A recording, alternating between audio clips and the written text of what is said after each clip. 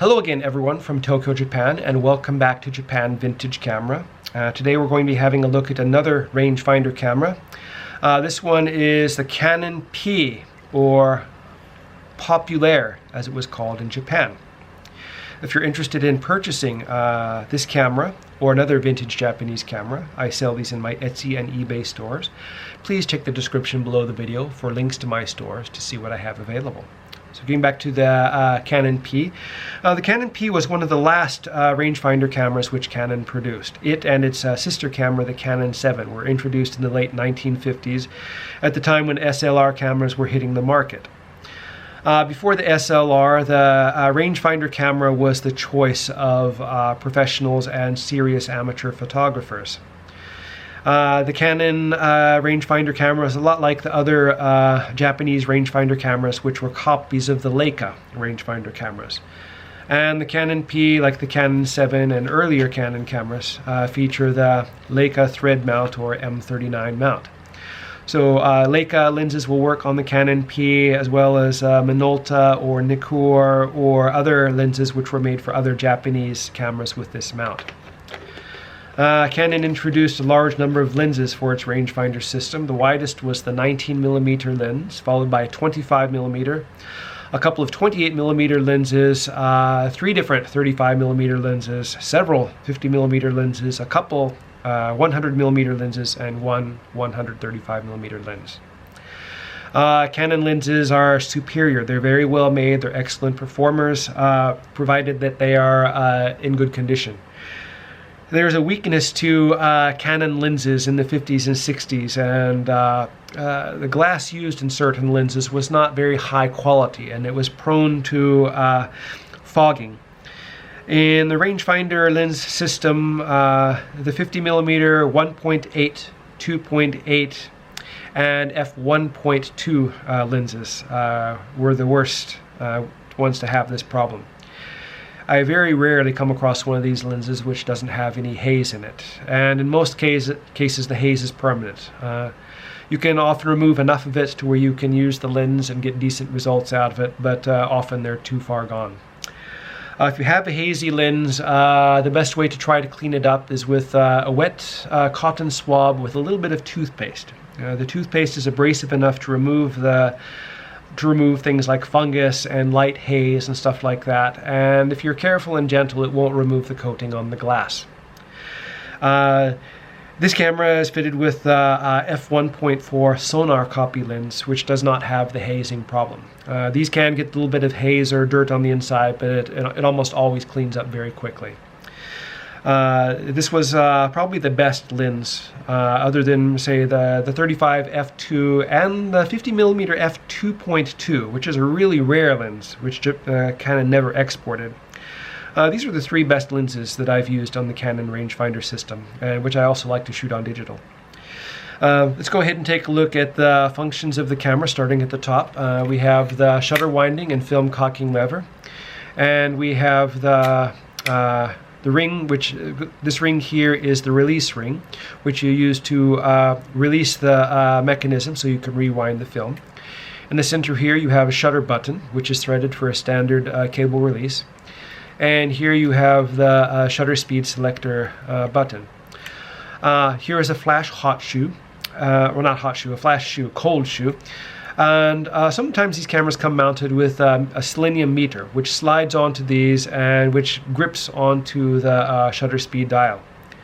The shutter speed dial has white marks painted on it. Maybe you can see the white mark there on the back of the shutter speed dial. These line up with the marks on the shutter speed dial on the light meter. Line up these marks and then push down, and on the shutter speed knob on the meter, it will engage properly on the shutter speed dial on the camera, and then you're all set to go. And on the far side here you have the film rewind knob.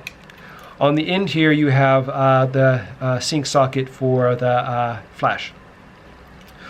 On the front of the camera we have the self-timer lever, and we have a rangefinder window and a viewfinder window. To adjust the rangefinder on the Canon P camera, the infinity adjustment is done by removing this small screw under my finger. You take this screw off and put it in a safe place, and underneath is a hole, and inside the hole is a small screw, which you turn one way or the other until the horizontal alignment, or excuse me, the infinity alignment is correct.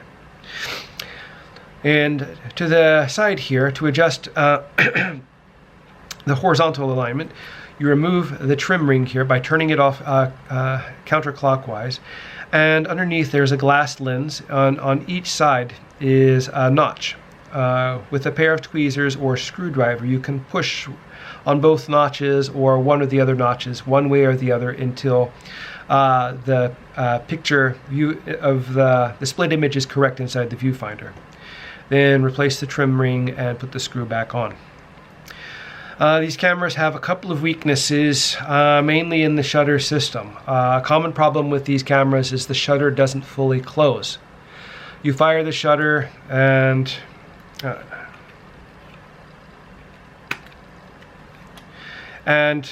when the shutter is fired,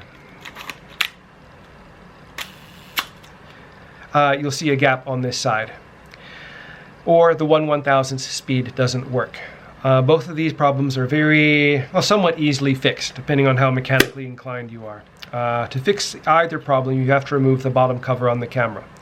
Remove this black ring by turning it out counterclockwise. You can use a pair of sharp tip pliers to put them in each hole on the side and turn it out, or a pair of tweezers with sharp tips.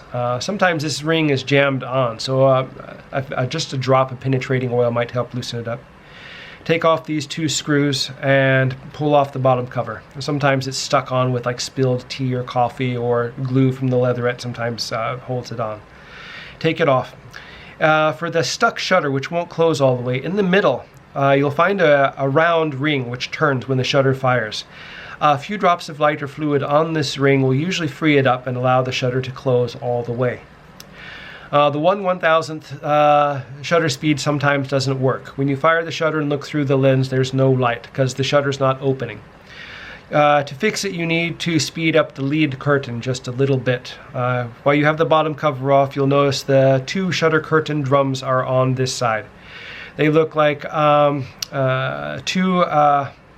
have two like I guess buzzsaw nuts, and each of the buzzsaw nuts is retained by a claw, and both claws are held by a locking screw in the middle. To cure the 1/1000th shutter speed problem, undo the locking nut and back out the pawl, which locks the buzzsaw locking ring. In the center of the locking ring is a shiny stud with a slot on the end for a slotted screwdriver. You turn that anywhere from 1/8 to 1/4 of a turn clockwise, and then turn the buzzsaw locking nut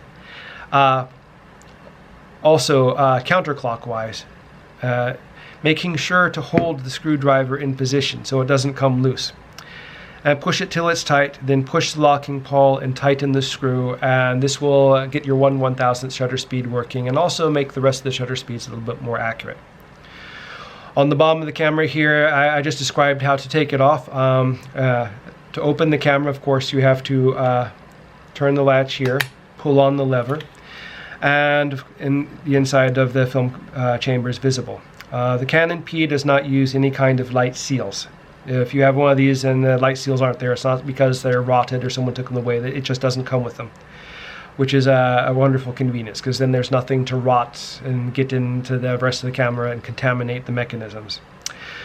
One thing that you always see on Canon's P and 7 cameras is wrinkled shutter curtains. The shutter curtains are made of a very thin stainless steel, which is anodized black. They're very, very strong and durable. They don't burn, they don't rot, they don't rip, but they are easily dented. The dents mean nothing. Even if they look really bad, they usually have no effect at all on how the camera operates. This particular camera has no dents on the shutter curtains, and 10 years and looking at maybe hundreds of these cameras, this is only the second one I've come across which has no wrinkles on the shutter curtains. But as I said, it doesn't matter. It doesn't affect the operation at all. Anyway, that's it for my overview of the Canon P rangefinder camera. The Canon 7, I have one of those right here.